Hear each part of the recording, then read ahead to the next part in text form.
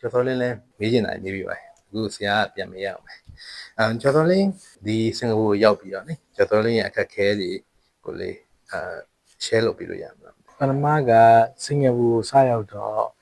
လာချင်းတငယ်ချင်းတွေပါလည်းမရှိဘူးပေါ့နော်အဲလာချင်းတွေ့ရတဲ့ပြဿနာတော့အမှကျွန်တော်လာချင်းရောက်တဲ့အချိန်မှာ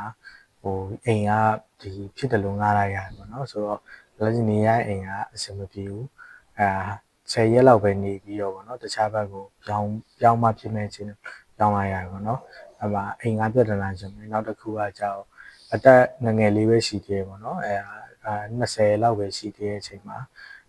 အိမ်မြန်မာပြည်မှာဆိုရင်ရန်ကုန်တို့ဒီတခြားခရီးထွက်ရင်မိသားစုနဲ့ပဲအမြဲတူထွက်တာပေါ့နော်အခုကြောက်တယောက်တည်းခရီးအထုပ်ဘိုးတွေနဲ့ရောက်လာတယ်ပေါ့နော်ရောက်လာပြီးလက်ထဲမှာလည်းအိမ်ကထည့်ပေးလိုက်တာပတ်စံအများကြီးပေါ့နော်ဆိုတော့manage ကောင်းမလုပ်တတ်သေးဘူးပေါ့နော်အဲ့တော့ဆိုလေနောက်ပြီးတော့အပေါင်းအသင်းလည်းမရှိပေါ့နော်ဘယ်မှလည်းမသွားတတ်မလာတတ်လိုမျိုးဖူးကောအောင်ကောင်းမစားတတ်သေးတဲ့အချိန်ပေါ့နော်အဲ့တော့အခက်ခဲရအများကြီးပဲပေါ့နော်နောက်ကြမှာတငယ်ချင်းတွေပါရဆိုပြီးတော့ပေါ့နော်အားလုံးအဆင်ပြေလာတယ်ပေါ့နော်သူကလည်းဒီဟုတ်အခက်ခဲတွေကြုံတဲ့အခါမှာဘယ်လို mindset မျိုးနဲ့ကြော်လွှားလဲမသိဟုတ်အဲ့တော့အမေနဲ့ဖေကကျွန်တော်ကိုရန်ကုန်ထိလိုက်ပို့တာပေါ့နော်ကျွန်တော်မန်လေးရဆိုတော့အမှတလိုင်းလုံးလဲအမေကစိတ်မကောင်းဘူးပေါ့နော်အမေညနာကြီးဘာလို့လဲဆိုငယ်ကနေကတူနေတာခွဲရအောင်မယ်ဆိုပြီးတော့နောက်ပြီးတော့ကျွန်တော်ကိုကလည်းထိုင်သွားပြီဆိုတော့လင်မယားနှစ်ယောက်တည်းကျန်ခဲ့မှာမမေကြီးကဝမ်းနေနေရပုံပေါ့နော်အမှရန်ကုန်လေဆိပ်မှာ immigration လည်းဖြတ်ပြီးတော့အမေကမထိန်နိုင်ဘူးပေါ့နော်မြေကြီးကြပြီးငိုတာပေါ့အမေငိုနေအောင်ကြည့်ပြီးတော့ကျွန်တော်စိတ်ထဲမှာဒီလိုမျိုးကြီးလဲထွက်ရမှာပေါ့နော်နောက်အချိန်ကြီးကြောင့်ပြန်တွေ့ချင်မှလည်းပြန်တွေ့မှာပေါ့နော်ဆိုတော့စိတ်ထဲမှာဒီထွက်သွားပြီဟုတ်ပြီအမေရောက်တဲ့နေရာမှာအောင်မြင်အောင်လုံးမရမယ်ပေါ့နော်စိတ်ထဲမှာရောအဲ့လိုစိတ်ထားလိုက်တာပေါ့အဲ့တော့ဒီရောက်လာရဲ့အခက်အခဲတွေတွေ့ရတယ်ပေါ့နော်အဲ့ဒါဆိုရင်ကိုယ်စိတ်ထဲမှာဗပြောလဲဆိုတော့အောင်မြင်မှရမယ်ပေါ့နော်အောင်မြင်မှရမယ်ဆိုပြီးတော့ဒီခံတင်တာဒီခံပြီးတော့ပေါ့နော်ရှိသမျှလိုမျိုးဘာနေဒီခံပြီးတော့ရအောင်တော့အခက်အခဲကိုကြော်ဖြတ်ခဲ့ပါတယ်ဟုတ်ကောင်းဒီအခက်ခဲတော့ရှိမှာပဲအခက်ခဲမှာကိုယ့်ရဲ့အတိတ်ပဲရှိနေလို့ရှိရင်အခက်ခဲကိုကြော်လွှားနိုင်တာနော်โอเคကျော်စောလင်းရဲ့အတိတ်ပဲကလည်းမိဘအတွက်အောင်မြင်လုပ်တယ်ဆိုရယ်အတိတ်ပဲဖြစ်နေတာကြောက်လေအတိတ်ပဲရှိရခါကြောက်အောင်မြင်ဖို့ကလည်းအဆင်ပြေပါနော်ပြီးတော့ကျောင်းတက်နေတော့နော်ကျောင်းနဲ့ပတ်သက်ပြီးတော့ဘယ်လိုအခက်ခဲမျိုးတွေရှိလဲအဓိကပြဿနာကိုကျောင်းတက်တော့ပညာရေးစနစ်ကွာကျောင်းလာမသိဘူးပေါ့နော်ကျွန်တော်ကမြန်မာပြည်မှာတော့ဒီ10တန်းဒီမြန်မာပညာရေးစနစ်နဲ့ပဲပေါ်လာဆိုတော့လေအမြဲတမ်းပါလင်းနေကျွန်တော်ကအလွတ်ချက်တယ်ပေါ့နော်ဘယ်လိုမျိုးဆိုတော့ဒီလဲရောက်လာရောပညာရေးပထမတစ်ခုကပညာရေးစနစ်ကကွာရပေါ့နော်မြန်မာပြည်မှာတော့ assignment တွေပါလုပ်ရတယ်ဆိုမရှိဘူးပေါ့နော်ဒီရောက်မှ assignment တွေပါလုပ်ရတယ်နောက် group work တွေပေါ့နော်ဆိုတော့အဲ့ချိန်မှာsoft skill ပေါ့နော် soft skill တချို့နေရာတွေလိုအပ်နေရရှိရလို့ကိုထင်တယ်ပေါ့နော်အခက်အခဲရောကြုံရရင်နောက်တစ်ချက်ကဒီအင်္ဂလိပ်စာဒီ speaking ပေါ့နော်ကိုနည်းနည်းအားနည်းလို့ထင်တယ်ပေါ့နော်နောက်တစ်ခုကကျွန်တော်ကကို introvert ဖြစ်တယ်လို့ပဲထင်တယ်ပေါ့နော်ဆိုတော့ဒီတယောက်ကိုအဲ့လိုမျိုး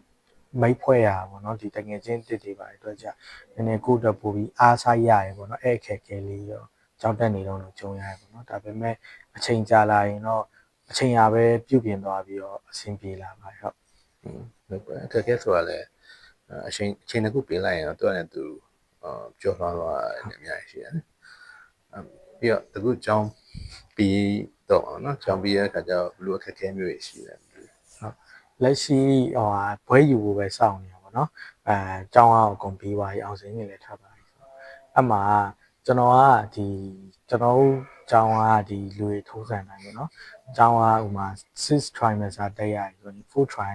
5 try လောက်ဆိုရင်ကျွန်တော်တို့ကအလုပ်စပြီးရှောက်ကြတယ်ပေါ့နော် intern ပဲဖြစ်ဖြစ်ဟိုပဲဖြစ်ဖြစ် full time ပဲရှောက်တယ်အမှကျွန်တော်ဆိုရင်ပွဲတိုင်းလေး join နေပေါ့နော်အမှ job fair ပဲရှိအဲ့လိုမျိုး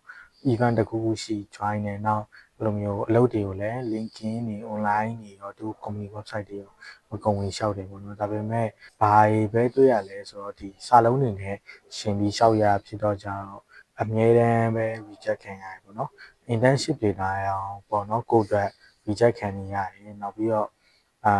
တကယ်လို့ကျွန်တော်တို့ကိုလျှောက်လိုက်တဲ့အလုပ်က interview ရပါတယ် interview ကလည်းတစ်ခုမဟုတ်တော့အဆင့်ဆင့်ဖြေပြီးတော့နောက်ဆုံးအဆင့်ဒီ salary negotiate ဘာညာအဆင့်ရောက်သွားပြီဆိုရင်တော့အမှဒီအလုပ်လုပ်ဖို့အတွက် visa sponsorship လို့လားမလို့လားဆိုတဲ့အချိန်မှာကျွန်တော်ကကြာ foreigner ကို yes ဆိုပြီးပြောရတယ်ပေါ့နော်အဲ့လိုချိန်ပြီးရင်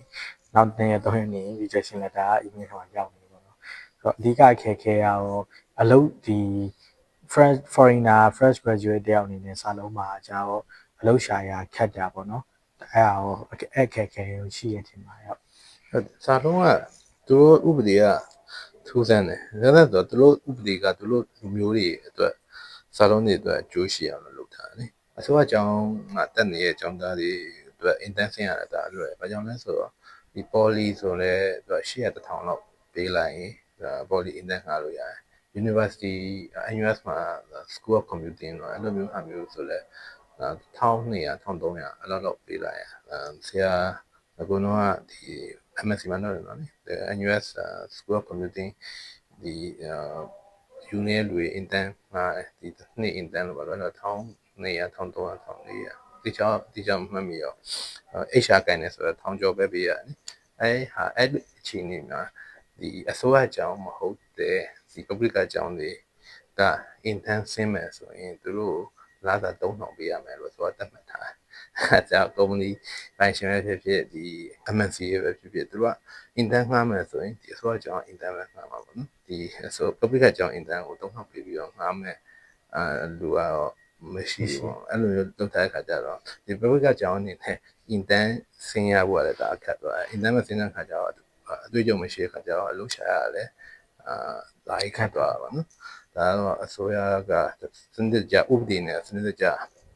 ဓာတ်ရိုက်ကြီးမှုပဲတွဲဝိုင်းပြီးလုပ်ထားတာပါနော်အဲ့ရပြီးတော့အစိုးရအကြောင်းပြီးသွားရင်ဒီ MOE grant လို့ပါလို့ယူထားပြီးရင်ပေါ့နော်ဒီအဲ့အရာကို3နှစ်အပြန်လုပ်ပေးရမယ်အလုပ်ပေးဖို့အတွက်သူကဒီ pass တွေကိုရှောက်ကြရတယ်ပို့ပြီးလွယ်အပြင်ကြောင်းပြီးသွားလို့ရှိရင်အလုပ်လုပ်ချင်တဲ့ဒါမဲ့လားစာများတော့မှ express လို့ EP လို့ရှောက်လို့ရမယ်အခါကျတော့ဒီအစိုးရအကြောင်းပြီးတဲ့ကျောင်းသားတွေကိုကျောင်းသားကျောင်းသူတွေကိုလက်တန်နဲ့ပဲခံလိုက်ကြတာပေါ့အဲ့လိုမျိုးအစိုးရရဲ့သူ့ရဲ့ MOM လို့အဲ့ regulation တွေကအဲ့လိုလုပ်ထားခြင်းအပြင်ဒီအပြင်ကျောင်းတွေဒီမှာစင်မှာလာတက်လို့ရတယ်တက်ပြီးသွားရင်သူတို့တခြားနိုင်ငံကိုထပ်ပြီးတော့ကျောင်းသားတက်ရင်တက်အဲ့လိုမျိုးတော့ပဲသူတို့ကတောင်းလို့လုပ်ထားတယ်ဖြစ်တယ်အဲ့တော့စင်မှာထပ်ပြီးတော့အလုပ်လုပ်ချင်လို့အပြင်ကျောင်းတက်ဖို့ကနည်းနည်းလေးတော့ခက်တယ်ပေါ့သူတို့လမ်းကြောင်းကတိတ်ပြီးတော့မဖွင့်ပေးထားဘူးနော်အဲ့ခါကျတော့ဖြစ်နိုင်ဘူးတော့မဟုတ်ဘူးဆရာလည်းကျော်တော်လင်းကိုအချမ်းလေးပါရောက်ပြီးကိုရလေဘယ်လိုလုပ်ဆွဲဟာမျိုးအဲ့လိုမျိုးလေးလုပ်လိုက်တော့နည်းနည်းအများကိုတော့ကသူများသက်ဆိုင်တော့အများကြီးတော့ chance ပူများပါနော်ပြီးတော့ကျော်တော်လင်းအကဲဒီဆိုရပါတော့ဒီစင်မှာအလုပ်ရှာလို့တွေ့သွားတယ်အလုပ်ဆက်လုပ်ဖြစ်တယ်ဆိုရင်ကျော်တော်လင်းအနေနဲ့နောက်10နှစ်20လောက်မှာဘယ်လိုစစ်စစ်ရှိလဲဟုတ်အရင်ကနေကကြောင်းတက်ခနေရအောင်စဉ်းစားထားရှိပေါ့နော်ကျွန်တော်ကတလုံးရရင်ဒီမှာအနည်းဆုံး3 4 5နှစ်ပေါ့နော်ဘာလို့လဲဆိုတော့ဘယ်လို့ဆိုဒီ job market ရာဒီ entry level တောင်ဒီ company ကဘယ်လို့ဆိုတော့4 5နှစ်ဒီ experience ရှိမှကြိုက်ကြဆိုတော့လေဆိုတော့လောလောဆယ်ကိုယ့်ဘက်ကပါဝမ်းစာမှမရှိသေးတော့ဝမ်းစာရင်ဖြစ်မယ်ပေါ့နော်နောက်တစ်ခုကအလုပ်လုပ်နေနေလေကျွန်တော်က bachelor နဲ့ရက်မနေချင်ဘူးပေါ့နော် part time ကျောင်းဆက်တက်ချင်တယ်ပေါ့နော်ဖြစ်နိုင် PhD တက်မယ်မျိုးစဉ်းစားထားရပေါ့နော်တကယ်လို့ဒီမှာလုပ်နေရအဆင်ပြေရပေါ့နော်အားလုံးအဆင်ပြေရဆိုရင်ဖြစ်နိုင်အများဆုံး10နှစ်17နှစ်အဲ့လောက်ထိပဲဒီမှာနေမယ်ပေါ့နော်ဘာလို့လဲဆိုတော့အချိန်လောက်ဆိုအတက်တစ်ခုတော့ရောက်နေပြီ30ကျော်လောက်ဆိုပြီးရောက်နေပြီဆိုတော့လေတခြား PR လွယ်တဲ့ပေါ့နော်ဒီမှာစင်ကာပူကကြာ PR မလွယ်ဘူးဆိုတော့ PR လွယ်တဲ့နိုင်ငံတစ်ခုသွားပြီးတော့ဘယ်လိုမျိုးအခြေချဖို့တော့စဉ်းစားထားပါတယ်ဟုတ်ကောင်းပါဘယ်နိုင်ငံမျိုးစဉ်းစားထားလဲလောလောဆယ်စဉ်းစားထားတကယ်ချင်းတချို့ကအိုင်လန်မှာအခုလောလောဆယ်ဆင်ပြေနေကြပါတော့အမှအိုင်လန်ဒါမှမဟုတ်၃နိုင်ငံတော့စဉ်းစားထားရှိတယ်အိုင်လန်ရဲ့နယူးဇီလန်ရဲ့ပေါ့နောက်တစ်ခုကကျွန်တော်တို့ကျောင်းက Aussie ကျောင်းဆိုတော့Aussie ရဲ့ point system နဲ့ကြောင့်ကျွန်တော်ကအမှန်နည်းနည်းပိုရရပေါ့နော်ဆိုတော့ကိုယ့်ဘက်ကဒီရှိတင်တာရှိသွားတဲ့အချိန်ပေါ့နော်ဥပမာအလုပ်အတွေ့အကြုံတွေပါရှိသွားတဲ့အချိန်ကြာရင်တော့ 2 point နဲ့ညီရင်တော့ Aussie ကိုသွားဖို့တော့စဉ်းစားထားတယ်ပေါ့နော်ဒါပေမဲ့ Aussie တော့နည်းနည်းကြောက်တော့ကြောက်တယ်ပေါ့နော်ဟိုအပင်ကူတွေပါရောကြောက်တယ် စိတ်ပြင်းတဲ့ဝါရအော်စီမှာအများကောင်းပါတယ်အခုလောတဲ့စင်ကာပူကို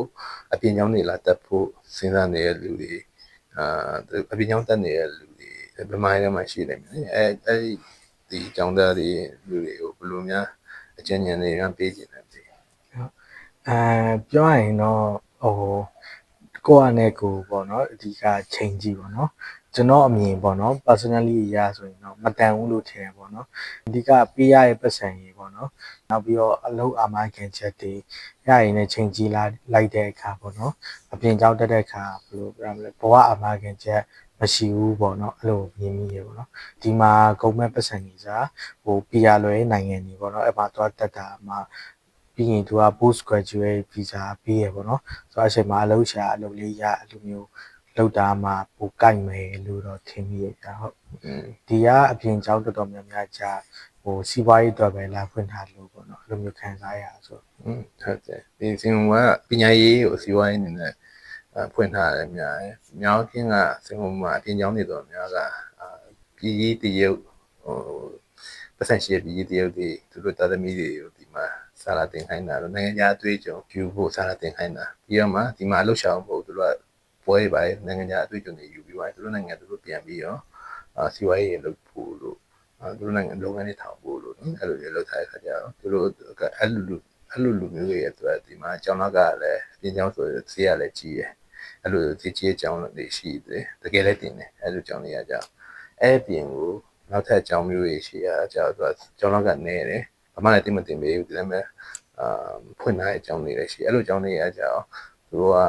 မတင်ပေးတဲ့ခါကျတော့အဲ့လိုရဖို့လည်း chance နဲ့အဲ့လိုအကြောင်းလာတက်တဲ့လူတွေကကြတော့လေအကြောင်းတက်နေတယ်တခြားပတ်တိုင်းလို့လုပ်တာလို့တခြားအလုပ်တွေလုပ်တာလို့အဲ့လိုလုပ်တဲ့လူတွေလည်းရှိရတယ်အဲ့ခါကျတော့ဆိုရကအဲ့လိုအပြင်ကျောင်းပဲကျောင်းပဲပြီးသူတို့ကစင်ဝမ်းနေပြီးတခြားနိုင်ငံကိုသွားဖို့သူတို့ကလမ်းကြောင်းလေးဖွင့်ထားစင်ကာပူမှာနေဖို့လမ်းကြောင်းကပိတ်နေတော့ပိတ်ထားတဲ့ပုံမျိုးဖြစ်နေရပါတော့အဲ့ခါကျတော့တကယ်အပြင်ကျောင်းတက်ပြီးတော့ဆိုမှဘဝတိဆောက်ဖို့အတွက်ကကြတော့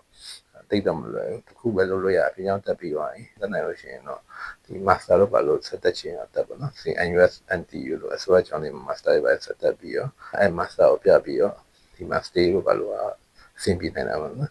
အဲလမ်းကြောင်းအပြင်ကိုဆရာပြောသလိုပဲလေအလုပ်ကိုစနစ်တကျရှာပြီးတော့သူများထပ်ပို့ပြီးတော့ apply လုပ်သူများထပ်ပို့ပြီးတော့တင်တဲ့ခါကျတော့ကိုယ့်အတွက် chance ကနည်းနည်းများများအဲ့ခါကျတော့လို့ရသွားရင်တော့လည်းဒါလမ်းတစ်ပတ်မှာနော်အဲ့ရလေးရရှိရပြီးတော့ဆိုကြပါစို့2021ကိုပြန်သွားလို့ရမယ်ဆိုရင်ကျော်စောလေးအနေနဲ့လူမျိုးပြုပြင်ပြောင်းလဲမှုတွေလုပ်မယ်လို့စိတ်ကူးထားတယ်အဲ့တော့ကျွန်တော်2020 match လမှာ10တန်းပြီးရနော်အဲ့မှာ April မှာ COVID ပထမဆုံး first case စတွေ့တယ်10တန်းပြီး10တန်းတော့ဘာမှမကဲရတော့တလားလောက်ပဲကောင်းအောင်ကဲလိုက်ရတော့နော်ကဲပြီးတော့အကုန်ပိတ်တယ်အကုန်ပိတ်တော့အိမ် brain အောင်လိုက်ရတယ်နော်ဒီမှာ8လ9လလောက်ရှိတယ်အိမ်ထဲပဲအောင်မနက်ဆိုမနက်စာလေးစားပြီးရင် game ဆော့စကားကြည့်ပေါ့နော်ကျန်တာဘာမှမလုပ်ဖြစ်အဲ့ချိန်မှာကျွန်တော်တငယ်ချင်းတချို့တငယ်ချင်းတွေကဒီစင်ကာပူတို့တခြားအကြောင်းတွေမှာသူက online ပေါ့နော်အိမ်ကနေပဲ online လမ်းတက်ပြီးတော့ဘယ်လိုမျိုး foundation တွေတက်နောက်အဲ့လိုမျိုး first trimester တက်ပြီးသူကအမှတက်နေကြတဲ့အချိန်မှာကျွန်တော် game ဆော့ပြီး AC နေပေါ့နော်တကယ်လို့ပြန်သွားလို့ရရင်တော့အဲ့ချိန်မှာကျွန်တော်တခုခုပေါ့နော်ကိုယ့်အတွက် app skill လို့တခုခုတော့လုပ်ဖြစ်ခဲ့မယ်ထင်တယ်ပေါ့နော်ပြီးတော့ကျွန်တော်ဒီကျောင်းရွေးရဲ့အခါမှာလည်းစင်ကာပူမဟုတ်ဘဲနဲ့ကနေဒါဖြစ်ဖြစ်အဲ့လိုမျိုးနယူးဇီလန်အိုင်ယာလန်ဖြစ်ဖြစ်ပေါ့နော်အဲ့အကြောင်းတွေကအဲ့နိုင်ငံတွေမှာပါထိုင်းရလည်းတရားဝင်လုပ်လို့ရတယ်လေကျွန်တော် GCU မှာကျတော့ပါထိုင်းရလည်းလုပ်ခွင့်မရှိဘူးစင်ကာပူမှာဆိုတော့အဲ့လိုမျိုးနိုင်ငံတွေကိုရွေးပြီးသွားပြနိုင်ထင်တယ်ဗျဟုတ်အခုလောဆယ်ပေါ့နော်အချိန်ဆိုတာကနောက်ပြန်ရေးလို့မရအောင်ရှေ့ပဲလုပ်လို့ရတယ်ပေါ့နော်အခုလိုမိခွန်းနေမေးပြီးအဖြေဖြေပေးရတဲ့အတွက်ကျော်စောလင်းကိုကျေးဇူးတင်ပါတယ်ဟုတ်ကျွန်တော်သိချင်တာဖြေပေးရဆရာကြီးကျေးဇူးတင်ပါတယ်ဟုတ်